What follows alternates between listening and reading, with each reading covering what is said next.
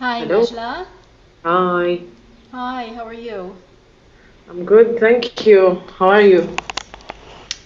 Exhausted, but not as exhausted as you are. I'm doing fine, really. Thanks. When I talked to you this morning, I had this idea that people have come to know you through the previous videos and they would be interested in knowing what's going on with you. Right now it's July 10th and it's been days of relentless bombing of the Gaza Strip, including in your area. So I just wanted to check in briefly. We couldn't talk earlier because I was in my pajamas, and I've been in my pajamas for days, just glued to this computer, to Facebook, to Twitter, or whatever. What was that? That was a strike, but this far, not near me. Yeah. Okay. You can tell from the volume, I guess. Yeah. I guess you learn how to some extent. Honestly, every time we learn something new, we learn a new strategy or a new weapon. But mostly, yeah, we can tell the distance. Now, what I just heard is probably coming from the north. The north has been severely, hit all the time. It's been crazy, like other places, of course. But what I see and what I hear, what I read from friends on excuse me, on social media and stuff, it's almost always the north or the south of Gaza, Rafah, Khan Yunis, especially. So Gaza City is probably the least with the number of bombings. And I consider myself lucky up to now that the west part especially is good. The eastern side is awful. So yeah, this is, I think, the fourth day. I'm kind of losing track of days, and we of course we haven't been sleeping, like a couple of hours every night if you're lucky. Um, yeah, yesterday, and the night, last night, and the night before, the similar times around maybe between 2:30 to 4:30. It was kind of active in Western Gaza, so several airstrikes around here. Um, I think one of them was I think three bombs at the time, but we heard like one huge one. So I couldn't really tell if there were like three different actual missiles landing or thrown at this building, government building nearby. That's the Ministry of Interior that you're talking about? Exactly, yes. You told me that the windows were open at the time. What does that mean? If the windows are closed, they break, but if they're open, they Oh don't yeah, break? yeah. It makes really a good difference when you. Ow, sorry. Okay. No, Was that very big? no, that was an F-16 kind of going low. Yeah, so when you open the windows, it really absorbs a lot of, the pressure, and they don't break easily unless, of course, it's very, very, very close. And so my mother, for example, lives in a building nearby, like maybe 5 minute walk or less from here, and she's very close to this building, and thankfully, her windows are still okay. Although it's like a two to three story building, and when I saw the picture, it became like really a pile of, I don't know, like some iron and just some concrete, some rubble, very small even pile of concrete. It's unbelievable how huge the strike was. And the minute it hit, of course we were shaking and we jumped, running to the eastern side of the house, like the eastern window to check. And the minute we opened the room, there was the smoke, black smoke coming into the rooms. So we realized what was that, and we called. We called my mom to check on her, and they were fine. So yeah, that was one. But there are so many other things as well. Like the night before, also we had one strike near at the port. We live exactly near the port, like a bit like 100, 200 meters from the Gaza port. That's how close we are. And also yesterday there was some gunships, like Israeli Navy, were coming kind of close. You can't see anything. What we could see after hearing some shelling, we looked at the window, and then we started seeing some, it was the actual shelling, like balls of, like flame or like in the movies, but like really it's different than the ones in the ground. They kind of fly differently. So that was like, what was that? Is that like fireworks or what? What do you mean? You mean what are you saying? What's different from what? Navy, naval. You mean like Israeli ships that are in the Gaza port, when they shoot missiles from their ships onto land? It looks different than when they drop them from the F-16s. Exactly. So every source or every weapon has its, you learn every time.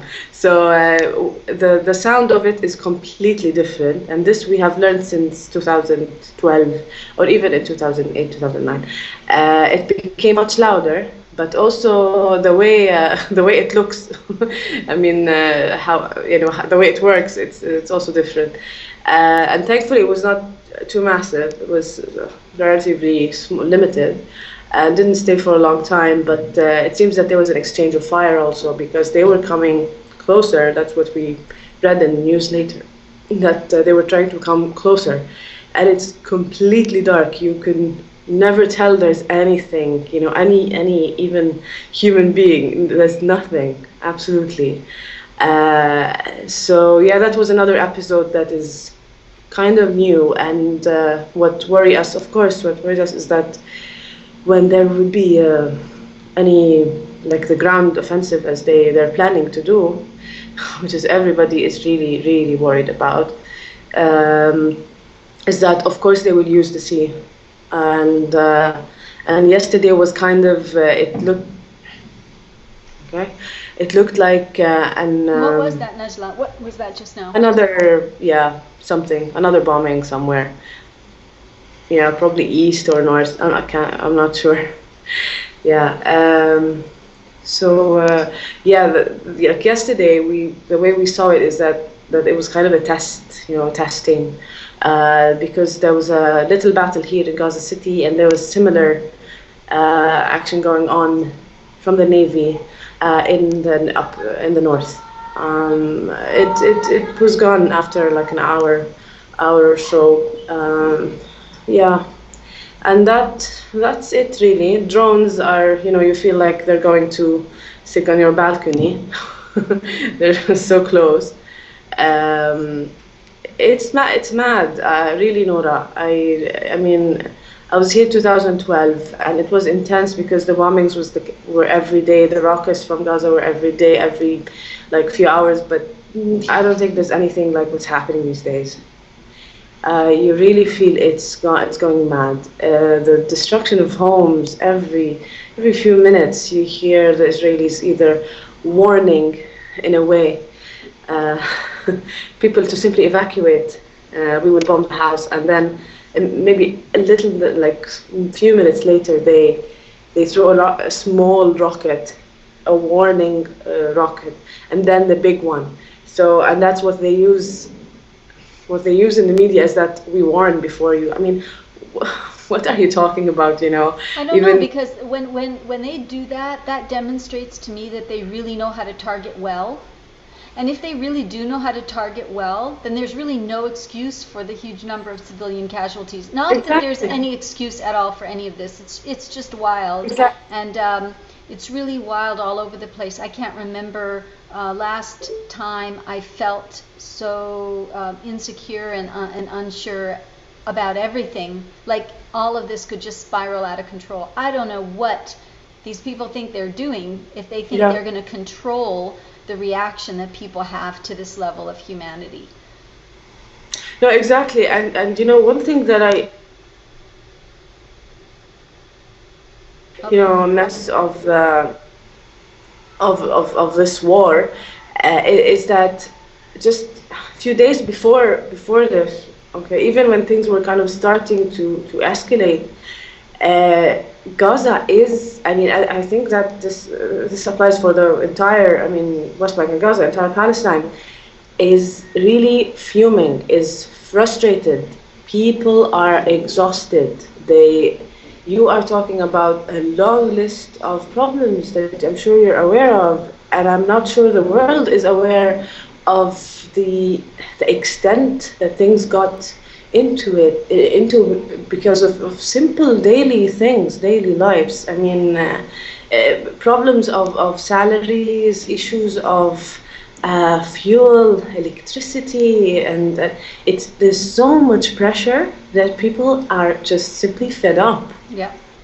And I don't know, if you ask people, are you okay with what's going on? I mean, of course they will say no, but you know, I mean, we're fed up. So let whatever happen. You know, it's really becoming very, very hard on people to absorb more. I think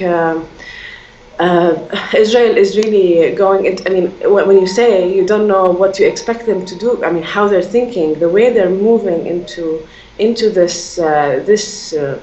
war is not going to change how people think. It's the other way around. It's not helping. Yani, you know, Gonna make everything worse. Look, we don't know what's going to happen even today or tomorrow or the day after that, but if you're willing to just touch base with me in a recorded way, I think, you know, through my blog and through the Facebook and whatever, we can just get a few more people out there to maybe take action against this particular situation. You know, we want people in the US especially, but also in Europe and all over the world, to go to their political representatives and to go to their media, and for people to put pressure on Israel to stop immediately this inhuman bombing. But we also want them to become engaged so that for the longer term they stay informed, they stay in contact with their own political representatives, and they put pressure to resolve this conflict in a just, peaceful way once and for all, because this cycle of escalations and then the de-escalations where life is also miserable, exactly. but not exploding, and then it explodes and it goes back to miserable. It's just not okay. So if you'd be willing, that was a long way of saying, if you'd be willing to touch base with me, Sure. either every day or a couple times a day, if we need to, it's useful for me and for everyone just to see your face and to see where you're living and to hear from you what the life is Sure. like. And meanwhile, I will reach out to some of my other friends in Gaza and do the same. Sure. No, I'd love to do that, Nora. Thank you very much for all what you're doing. No, absolutely for nothing. I wish I could actually do something that would stop this. But thank you for being available, and I'm sure people will also want to be in touch with you directly on Twitter or on Facebook or through my blog too. If they have additional questions, hopefully you'll be able to shed some light. Sure. Thank you very much. Thank you, Najla. Bye for now. Thanks. Bye. Bye.